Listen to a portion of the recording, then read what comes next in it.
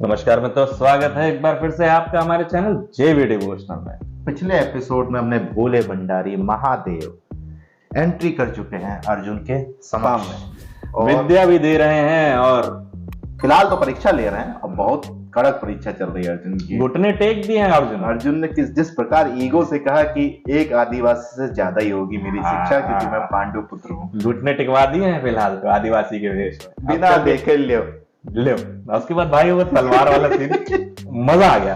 Please जा करके देखिए, वो पिछला फाइट सीक्वेंस बहुत ही तगड़ा, बहुत गजब का वीएफएक्स और बहुत गजब का प्रेजेंटेशन है सीरियल वालों का। चलिए फिलहाल चलते हैं एपिसोड 163 पार्ट 2 के लिए। पराजय का स्वीकार करते हो या अब भी थके नहीं? नहीं, थका नहीं हूं, परंतु जिसके सामने स्वयं भगवान शिव हो वो कैसे जीत सकता है? आप पहचाने मुनि द्रोण के शिष्य के सामने कोई वनवासी इतनी देर तक खड़ा रहे, ये संभव नहीं। भगवान पिनाक पानी, जिन्होंने सबसे पहले पिनाक नामक धनुष को बनाकर समग्र विश्व को धनुर्विद्या का ज्ञान दिया। मुझे मेरे अपराधों का दंड दीजिए भगवान, और कृपया अपने रूप में दर्शन दीजिए।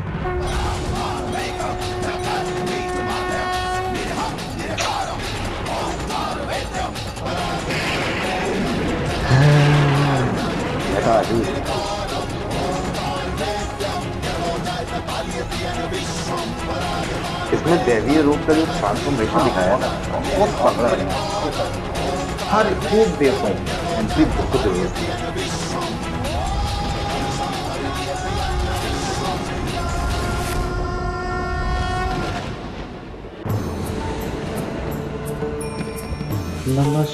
कल्याण हो वत्स। भगवान इंद्र ने प्रार्थना की मुझसे कि मैं उनके इस पुत्र को पाशुपतास्त्र का ज्ञान दूं, किंतु मैं तुम्हारी योग्यता की परीक्षा लिए बिना तुम्हें पाशुपतास्त्र नहीं दे सकता था। सही बात। जिसके पास योग्यता होती है वो दिव्यता को तुरंत ही जान लेता है। वास्तव में जो दूसरे की महानता को जान लेता है वही योग्य होता है। परंतु भगवान, मैं तो आपको जान ही नहीं पाया। अवश्य ही मैं योग्य नहीं हूं।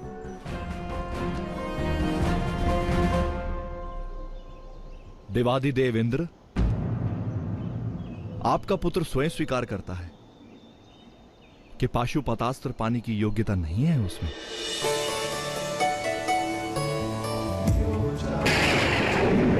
अच्छा तू करके वेश में यही पिता पे ही बाल चढ़ा दिए। देवों की भी परीक्षा लेने की अलग ही। जो स्वयं को योग्य मानता है उसमें कहां योग्यता होती है भगवान? योग्यता का असली प्रमाण तो परीक्षा लेने वाला देता है। योग्यता प्राप्त करने की पूर्ण क्षमता है तुम्हारे अंदर कुंती पुत्र। मैं तुमसे प्रसन्न हूं। अहो भाई, मैं तुम्हें पाशुपतास्त्र का ज्ञान दूंगा। ये कोई शस्त्र नहीं, केवल ज्ञान है।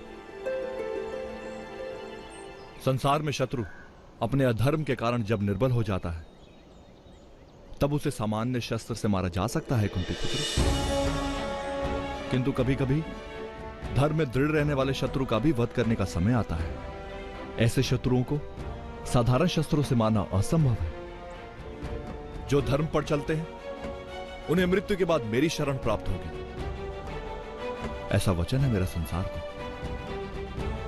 इसलिए पाशुपतास्त्र धर्म में दृढ़ रहने वाले लोगों को मृत्यु के बाद मेरी शरण में ले आता है। अच्छा, पाशुपतास्त्र ग्रहण करो पुत्र, तुम्हारा कल्याण हो।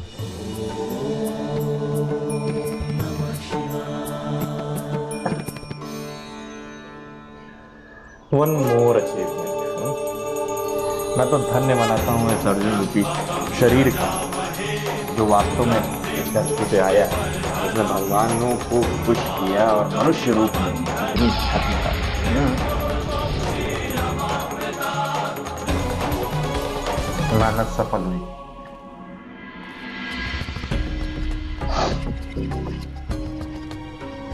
12 वर्ष भी अब पूर्ण हो रहे हैं मामा श्री। यही 12 वर्ष गिनते रहते हैं।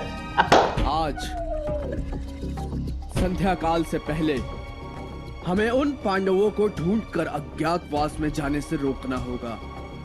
सूर्य की अंतिम किरण के साथ पांडव अज्ञातवास में चले जाएंगे। मामा कहाँ परेशान हम है? द्रौपदी मामा तो का इत्मीनान से अपहरण बैठे हैं। कब करेंगे मामा श्री? मेरे बच्चे, देखो अर्जुन अभी लौटकर आया नहीं है। किंतु मुझे संदेह है मामा श्री कि अर्जुन आज संध्या से पहले ही लौट आएगा। मुझे विश्वास है कि वो लौट आएगा। पर अभी पांडवों की शक्ति कुछ कम है। हमें अर्जुन के लौटने से पहले द्रौपदी का अपहरण करना होगा। किंतु ये किस प्रकार संभव है मामा श्री? हम पांडवों पर आक्रमण नहीं कर सकते। हम वचन से बंधे हैं मामा श्री। हम आक्रमण नहीं कर सकते। मामा कांटेक्ट दे देंगे किसी को।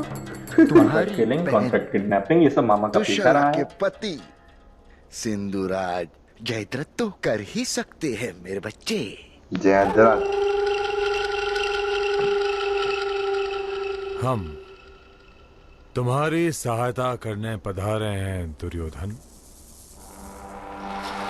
मनुष्य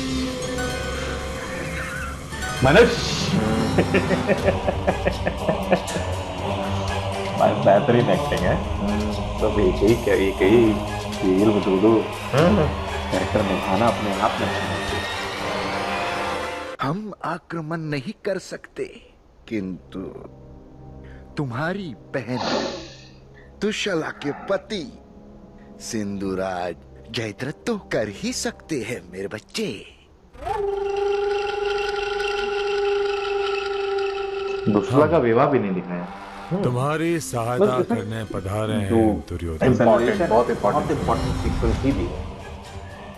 जहाँ पे कुछ प्राप्त हुआ हो या जहाँ कुछ भाई हाई बजट भी है तो स्वाभाविक बात। अब हमने आपकी बहन को वचन दिया है कि हम आपकी सहायता अवश्य करेंगे।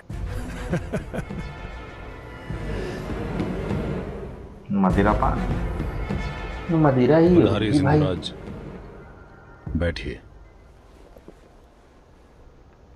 आपकी बहुत कृपा है जो आप मेरी सहायता करने के लिए पधारे हैं। किंतु ये 4 पांडव कभी भी अपनी पत्नी द्रौपदी को अकेला नहीं छोड़ते हैं। रावण के हाथ में पूरा मॉनिटरिंग कर रखी है। कोई एक अवश्य द्रौपदी की रक्षा के लिए खड़ा रहता है।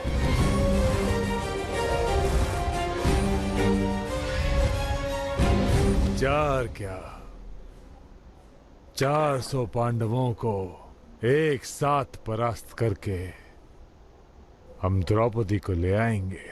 अच्छा सिंधुराज, आप दुष्यला के पति हैं और हस्तिनापुर के जमाता हैं। इसलिए मैं आपका अपमान करना नहीं चाहता।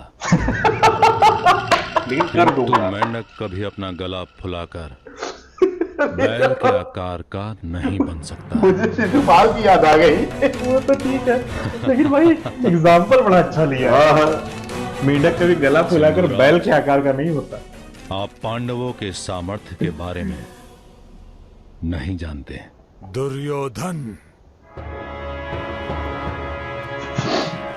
तुम हमारे साले हो, इसीलिए अब तक तुम्हें अपने सामर्थ्य का परिचय नहीं दिया, अथवा और थोड़ा ट्यूनिंग तो चेंज कर देते डायलॉग में। ईश्वर करे ऐसी कोई आवश्यकता ही नौबत भी ना उत्पन्न न हो। हो सिंधुराज।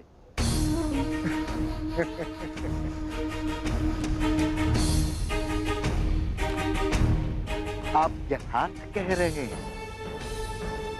आप आक्रमण करने के लिए मुक्त भी है और समर्थ भी, किंतु मेरे पास ऐसा एक मार्ग है जिससे आपको युद्ध करना ही ना पड़े। टाइम पास ऐसे ही हो जाता होगा। युधिष्ठिर प्रतिदिन प्रातःकाल संध्या पूजन के लिए नदी तट पर जाता। भीम तथा सहदेव भिक्षार्थियों को अन्नदान देने के लिए गांव में जाते हैं। बचा नकुल जो आधे पहर के लिए अकेला द्रौपदी की रक्षा के लिए खड़ा रहता है। यदि हम किसी तरह नकुल को कुटिया से दूर ले जाएं, तो आप बिना युद्ध किए द्रौपदी का अपहरण कर सकते हैं। बेटा ये एक स्त्री के लिए कितना जाल बना है, स्पेशली पांडवों के लिए बना है। नहीं, पांडवों के लिए तो बना, लेकिन जब से पांडव उनका माध्यम एक ही है ना, सेंटर हो गए। उनको ले लिया तो वो परेशान भी रहेंगे। मामा सुधर नहीं रहे। मामा षड्यंत्र पे षड्यंत्र, 6 प्रकार के प्रपंच रचने में हमेशा तत्पर रहते हैं। दुर्योधन ने कितने अच्छे से अपमान किया है अपने जीजा का। साले द्वारा अपमानित जीजा ने भी साले को बहुत अच्छे से सुनाया कि देखो तुम साले हो, सामर्थ्य तो हम तुमको दिखाई देते। अब मुझे जैसे दुर्योधन ने वो टॉन्ट मारा ना, मुझे शिशुपाल की याद आ गई है, क्योंकि वो शक्ल देखते ही दुर्योधन तुम क्या करोगे, तुम तो नपुंसक जो ठहरे। वैसे ही तो अगर आप मेरे जीजा नहीं होते, मेंढक कभी गला फुला करके बैल नहीं बन सकता। मैं आपका अपमान करना तो नहीं चाहता, लेकिन कर जरूर दूंगा। कर दिया। फिलहाल अर्जुन ने पाशुपतास्त्र का ज्ञान ले लिया है। अब अर्जुन वापसी करेंगे 12 वर्षों बाद, 13वें वर्ष के अज्ञातवास के। अब यहाँ से अज्ञातवास इनका कैसे आरंभ होता है? उसके पहले ये जो षड्यंत्र रचा जा रहा है जयद्रथ द्वारा, क्या ये संपूर्ण होता भी है, या यही कुछ ऐसा मामला निकल के आता है कि जयद्रथ की कहानी खत्म हो जाती है? ये सब जानने के लिए हमारे साथ बने रहिए। शीघ्र ही लौटेंगे एक और नए एपिसोड के साथ। तब तक के लिए राधे राधे।